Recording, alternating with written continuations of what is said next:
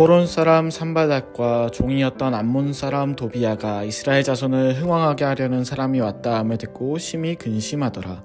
내가 예루살렘에 이르러 머무른 지 사흘 만에 내 하나님께서 예루살렘을 위해 무엇을 할 것인지 내 마음에 주신 것을 내가 아무에게도 말하지 아니하고 밤에 일어나 몇몇 사람과 함께 나갈새 내가 탄 짐승 외에는 다른 짐승이 없더라. 그 밤에 골짜기 문으로 나가서 용정으로 북문에 이르는 동안에 보니 예루살렘 성벽이 다 무너졌고 성문은 불탔더라.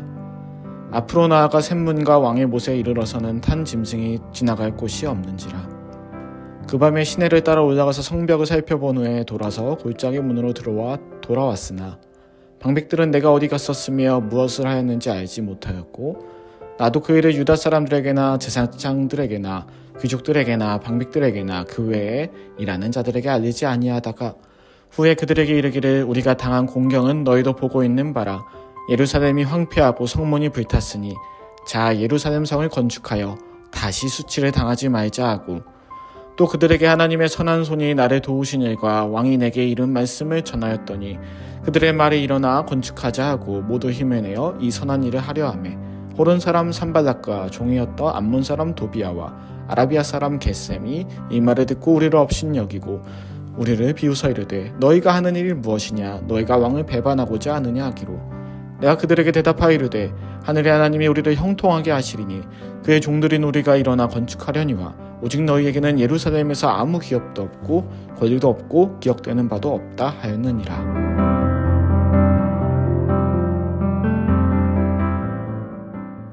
좋은 아침입니다. 오늘은 예루살렘으로 돌아온 느헤미야의 이야기를 살펴보겠습니다. 먼저 11에서 14절의 내용은 간략하게만 말씀드릴게요. 예루살렘으로 돌아온 느헤미야는 먼저 사흘간의 휴식을 취하고요. 그리고 이제 하나니로부터 들었던 무너진 성과 불탄 성문을 보러 갑니다. 바사 제국에서 있을 때 들었던 조국의 소식을 직접 눈으로 목격하며 느헤미야는 그 참담한 광경 앞에 말을 아낄 뿐이었습니다. 자, 이후의 내용인 15, 16절은 읽어드리겠습니다. 그 밤에 시내를 따라 올라가서 성벽을 살펴본 후에 돌아서 골짜기 문으로 돌아왔으나 방백들은 내가 어디 갔었으며 무엇을 하였는지 알지 못하였고 나도 그 일을 유다 사람들에게나 제사장들에게나 귀족들에게나 방백들에게나 그 외에 일하는 자들에게 알리지 아니하다가 자, 예루살렘의 화려한 과거가 신기루처럼 사라지고 무너진 성만큼이나 무너진 이스라엘 백성들의 삶이 없습니다. 느헤미야는 먼저 무너지고 재가 돼버린 짐승조차 다니지 않는 예루살렘을 돌아봤습니다. 거기에는 종교적 권위를 가진 제사장도 정치적 권위를 가진 귀족들도 그 밖에 직책이 있는 관리들도 있었지만 그 누구도 느헤미야가 어딜 갔었는지 무엇을 했는지 알지 못했습니다. 무너진 자신들과 자신들의 터전을 회복시키러 온 자임을 몰랐던 것이죠. 사실 복음이라는 것이 그렇습니다. 자, 사람들이 하는 말들 중에 현실적이다라는 말이 있습니다. 경우에 이 말을 좋은 의도로 사용할 수도 있지만 때로는 이 말이 약간 부정적인 의미를 또한 갖고 있습니다. 그래서 이 현실적이다라고 하면서 불의를 눈감아주기 위해 사용하기도 하고요. 누군가의 잘못을 어쩔 수 없는 것으로 여길 때도 사용하고 흔히 말하는 상식을 벗어난 인간의 됨됨이보다 실리와 이익을 추구하는 선택을 하는 사람을 가리켜 현실적이다라고 하기도 합니다. 물론 이해는 되죠. 우리는 때로 이런 현실적인 선택을 하지 않으면 안 될 것만 같은 상황들을 맞이하기 때문입니다. 그래서 이 세상을 살기 위해서는 어쩔 수 없다라는 생각에 그저 순응하고 어쩔 수 없이 받아들이고 현실적인 선택을 하는 경우들이 있지요. 그러면서 그 가운데 일어나는 고통, 아픔, 비양심적인, 비도덕적인 그런 슬픔의 순간들을 그저 감내하고 그러다 그런 감정들을 회피하거나 이제는 무뎌지기도 합니다. 그러나 성경은 말합니다. 이 세상은 한 사람으로 인해 죄가 들어왔고 이런 죄로 인해 사망이 들어왔고 우리가 당연히 여기는 세상의 논리들은 이러한 죄로 인한 결과물 내에 있다고 말입니다. 이런 죄로 인한 결과물 내에서 사망이 당연하고 필연적인 결과가 있는 이 내에서 어떻게든 살려내보려고 아둥바둥 애쓰다가 선택하는 것들이 현실적인 거죠. 그러니 어쩔 수 없지라고 말하면서 이 세상을 살면서 그런 선택을 합니다. 정작 이 세상에 있는 고통과 아픔이 존재하는 그 자체에 대해서는 문제를 제기하지도 의문을 제기하지도 않죠. 그저 이럴 시간에 좀 더 이 세상의 논리 안에서 어떻게 하면 잘 살 수 있을까라는 생각을 하죠. 마치 제사장, 귀족, 방백들 모두가 몰렸던 것처럼 이 세상의 권력자, 부자, 지식인 모두가 알지 못하는 것과 같습니다. 하나님께서는 예수 그리스도를 이렇게 무너진 세상에 보내주셨습니다. 예수 그리스도는 무너져 있는 이 세상의 많은 사람들의 아픔의 현장을, 죄로 인한, 사망으로 인한 아픔의 현장을 직접 보셨습니다. 진짜 무너진 우리와 우리 주변의 터전을 다시 일으킬 힘이 있는 분이 바로 예수님이죠. 오늘 느헤미야도 바로 그런 존재였습니다. 무너진 성과 무너진 백성들 앞에 나타난 그는 이제 희망의 불씨를 지피기 시작합니다. 17절은 다 같이 읽어보겠습니다. 후에 그들에게 이르기를 우리가 당한 공경은 너희도 보고 있는 바라. 예루살렘이 황폐하고 성문이 불탔으니 자 예루살렘 성을 건축하여 다시 수치를 당하지 말자 하고. 느헤미야는 이제 백성들에게 자신을 드러냈습니다. 그리고 한 가지 희망의 불씨를 지폈지요. 그것은 바로 얘들아 너희가 보는 대로 지금 예루살렘이 이런 상태인데 그럼에도 다시금 세워보자는 말이었습니다. 다시는 이런 수치를 당하지 말자는 것이었습니다. 자, 이사야 1장 18절에 이런 말씀이 있습니다. 오라 우리가 서로 변론하자. 너희 죄가 주홍 같을지라도 눈과 같이 희어질 것이요 진홍같이 붉을지라도 양털같이 되리라. 하나님께서는 예수 그리스도를 통해 우리에게 말씀하셨습니다. 우리가 살고 있는 세상에 왜 아픔이 있는지, 고통이 있는지.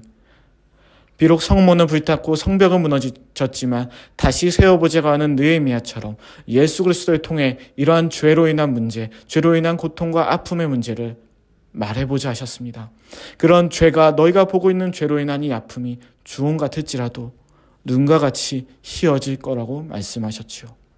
예수는 바로 이런 존재입니다. 무너진 성과 불탄 성문을 보며 삶 자체가 고통 중에 있는 이스라엘 백성들에게 느헤미야를 보내시고 그들의 터전을 먼저 보게 하시고 이제 그를 드러내사 새로운 희망의 불씨를 지피신 것처럼 죄로 인한 욕심과 사망이 지배하는 이 세상에 생존과 현실적이라는 어쩔 수 없는 논리가 지배하는 이 세상에 예수님을 보내서 이 세상의 아픔을 보게 하시고 예수님이 직접 죽음을 겪게 하시고 예수님이 다시 살아나면서 이 사망이 이 죽음이 이길 수 있다는 것을 알려주시며 더 이상 사망과 죽음만이 이 세상을 지배하는 것이 아니라는 것을 그러한 소망의 불씨를 우리에게 지펴주셨습니다.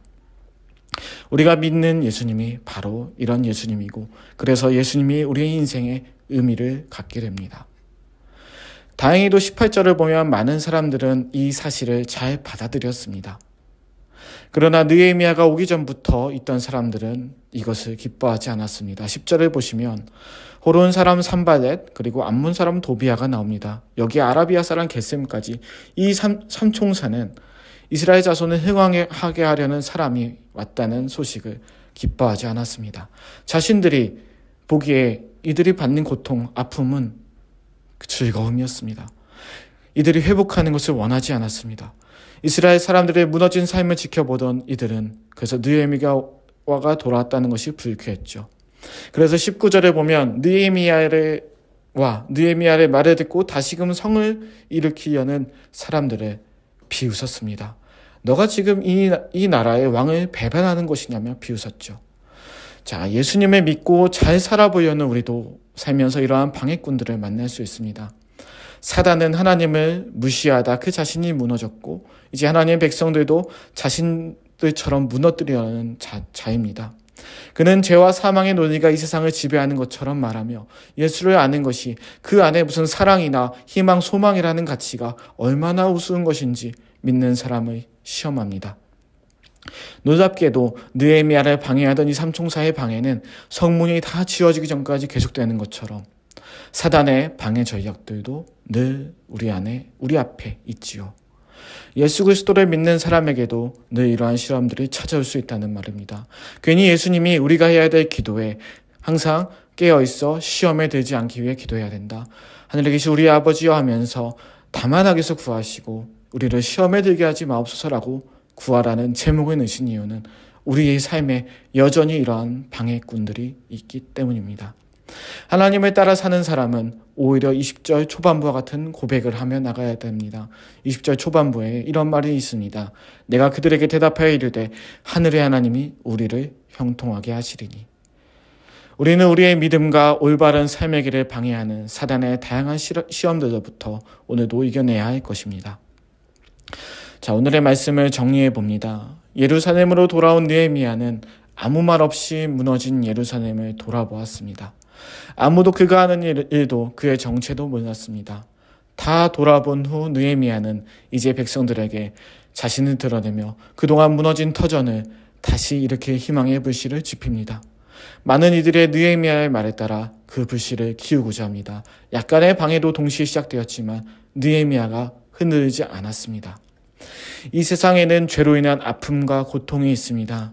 죽음이라는 것이 오랜 인류사 속에서 풀어지지 못한 숙제입니다. 그저 초월하고 죽음을 초월하고 현실에 충실하자가 그나마 현대 철학과 현대 명사들이 강연해서 하는 말입니다. 그러나 여전히 있는 아픔과 괴로움은 해결하지 못하죠. 이것이 죽음과 죄로 인해 나온 것임에도 말입니다.